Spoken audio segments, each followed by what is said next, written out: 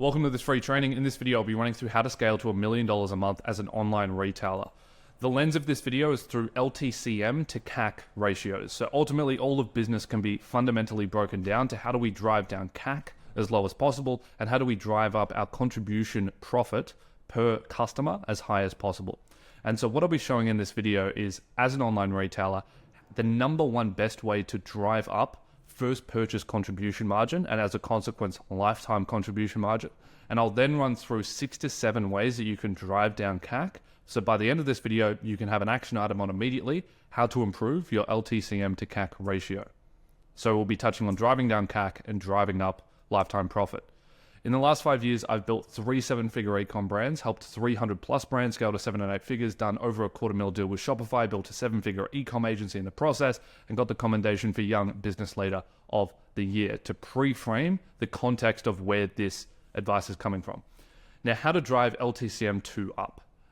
The most effective way to drive lifetime value up is to drive up first purchase average order value. And anyone that says differently doesn't know what they're talking about. People will try to add some nuanced, complicated entry product combination that then yields higher lifetime value, that has a lower price product. It's all jargon, it's not true. If you can just maximize the amount of profit that you make on first purchase, that is the easiest way to maximize the profitability over the entire lifetime of the customer, unless you have an incredibly nuanced, complicated CPG brand that for some reason has a lower entry ticket product that yields higher repeat rates. But that is so unlikely and is 0.1% of brands out there that you do not need to fall into that line of thinking. So what we need to be looking at is, how do we drive up average order value, or more specifically, contribution margin on average order value on first purchase. And so when we look at the back end of Shopify or the back end of any platform that you're using and you see the average order value metric, it tells you nothing. The reason it tells you nothing is that this is a mean of all of the cohort data, and it doesn't actually indicate to you what levers you can pull on to improve it. And so let me start breaking this down for you. You could break average order value down into new customer AOV versus returning customer AOV. And so now we have a bit of a better idea of what we need to be optimizing towards. Originally, we would have optimized towards pushing 136 up, but in reality, what we need to work towards is pushing 116 up. But we can take this a step further and we can look at the cohort distribution. So how are individual customers appearing across different pricing of average cart sizes? And now we can start to see that trying to drive up 116 doesn't really make much sense. Instead, we need to be driving all of these peaks up through different incentive offers. But it goes a step further than this. And how is average order value even calculated? So average order value is average unit retail times units per transaction times 1 plus discount rates times 1 plus return rates plus shipping collected. And so shipping collected, we don't have much control over. Return rates, we don't have much control over. Discount rates, we don't have much control over. Let's also get rid of average unit retail, as this is dependent on price elasticity of demand. Most people don't want to change their prices, even though they probably should. And so what we're left with is units per transaction. We need to drive this number up. So how do we do that? And a little side note, if you want to figure out how to segment your cohort, we actually have a video on this. So just Google for segmenting AOV cohorts, Blue Sense Digital, you'll be able to find that video and you'll be able to do this analysis yourself. So if we go a step further and we actually break down first time and returning customers and we look at their average unit retail and units per transaction, you can see that we need to drive first time customers up to spending on average 2 items in cart rather than 1.5. Now, once again, this is the wrong line of thinking, and this is where averages will always position you to make the worst decision that won't actually move the dial. And that's why I'm sure you've probably made the decision before internally where you've looked at this number and you've gone, okay, well, our average order value is 140. That means we need to set a free shipping threshold at 150, and that's how we'll drive average order value up. And then it doesn't work. And the reason it doesn't work is because once you go all the way down to this extent, so you've gone into new customer, you've looked at cohorts, now you can identify that units per transaction is what you need to increase. You need to look at the customer database across either quantiles or deciles, depending on how big your customers are. And that's simply a fancy word for let's segment up the customer database into 20% increments. So this is the top 20%, this is the next 20%, the next 20%, the next 20%, and then this is the bottom 20% of our customers segmented by net spend. So how much they spend with us in 2023. And what you'll end up finding as you break out your unit economics at a quantile level is that the top 20% of customers will almost always drive 47% to 48% of revenue, and the top 40% will drive about 70% of total profit. But further down here, you'll always find that the top 20 to 40% have significantly higher UPT. They put way more items in cart. And down the bottom here, and let me minimize myself, these guys put barely anything in their cart. And so when we go and we try to incentivize up to, let's say, 2 items per cart, it's the wrong incentive structure, because these bottom 40% of customers are not going to spend more. These are not the customers that you should be focusing on at all. There is a reason why they only make up 11% of total revenue. We need to be focusing on the top 2 quantiles, and we need to be pushing these customers up. They're already willing to spend a lot with us, and they're definitely willing to spend a little bit more. And so how do we look at putting an incentive structure in place to push their gross retail up from $280 to $350? And so in a lot of instances, what you end up finding is the best way to drive up first purchase average order value and first purchase contribution margin is through structuring an incentive offer at the very high end. Let's not set a free shipping threshold, or let's not set a free sample or a buy one, get one, etc. at $150. Let's set it at $350 or $400, because then we're incentivizing our top 20% of customers that are already going to purchase and spend with us to spend an additional $100, and that immediately layers in to a significant uptick in first purchase contribution margin and completely changes the unit economic dynamic of the business. So in summary, if you want to be driving up lifetime contribution margin too, the easiest way to do this is to improve your profit on your first purchase. Most people make the common mistake of structuring offers based on averages, but you need to be breaking your customer segment down into first order, returning order, then cohorts, and then break your customer database down into quantiles and look at quantile 1 and 2, and then incentivize them upwards. That's how you actually make a difference in first-time profit contribution immediately within your brand. So now that we've pushed up lifetime contribution margin, how do we drive CAC down? Here's 3 common mistakes on Facebook. Number 1 is not enough creative testing. Number 2 is accidental heavy retargeting. And number 3 is unit economics don't align with marketing. At the end of the day, if you currently aren't scaling on Facebook month on month, you're doing one of these 3 mistakes. There's pretty much no other mistake that exists that you could be making. This is really the mistake that 99.9% of brands are making. And so either you need to ramp up creative testing, you need to fix your account structure so that you're not accidentally just heavy retargeting bottom of funnel traffic, or you need to fundamentally fix the unit economics of your brand because they don't align with your marketing goals at the moment. So the fundamental pillars of scaling Facebook is number 1, structured testing, and number 2, strategic creative reiteration. We have an internal sheet that outputs how much creative testing we should be doing on a brand.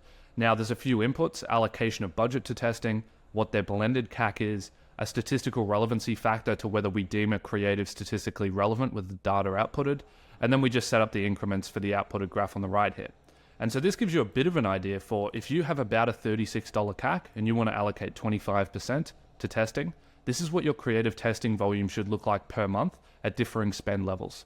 And if you want to get up to spending $53,000, $54,000 per month, or you want to get up to $73,000 per month, this is how many creative tests you need to be running. It's a lot higher than what most people think. And the reason for this is that 80%, 70% of creatives that you test won't work. It's just a harsh reality of creative testing. They just will not work.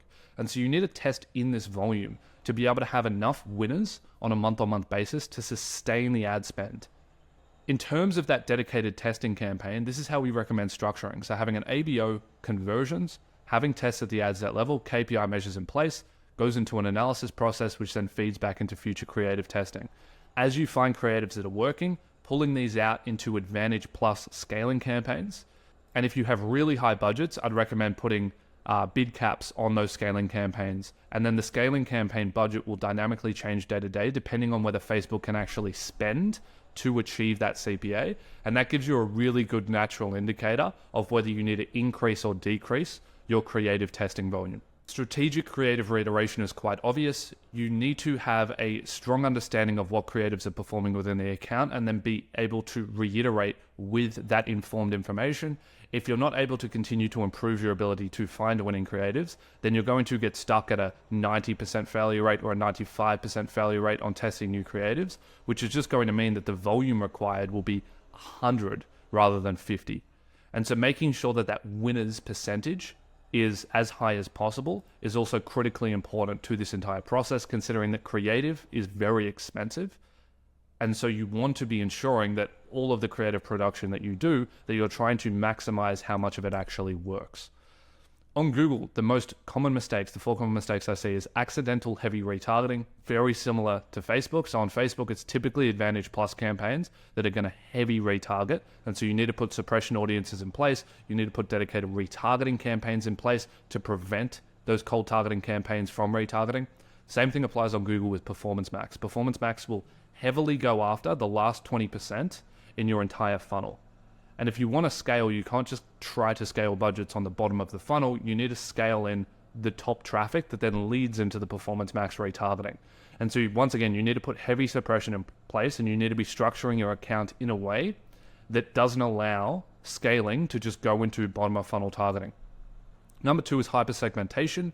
Number 3 is overspending on brand search. This is almost in 90% of accounts. There's so much overspend on brand search because it's not being structured correctly.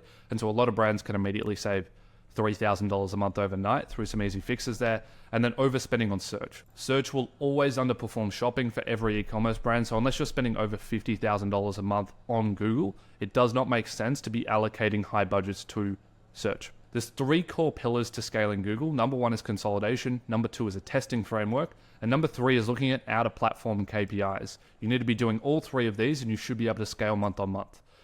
Number 1 is understanding that performance is directly proportional to consolidation. The reason for this is that smart bidding strategies have learning models at the campaign, ad group, and ad level.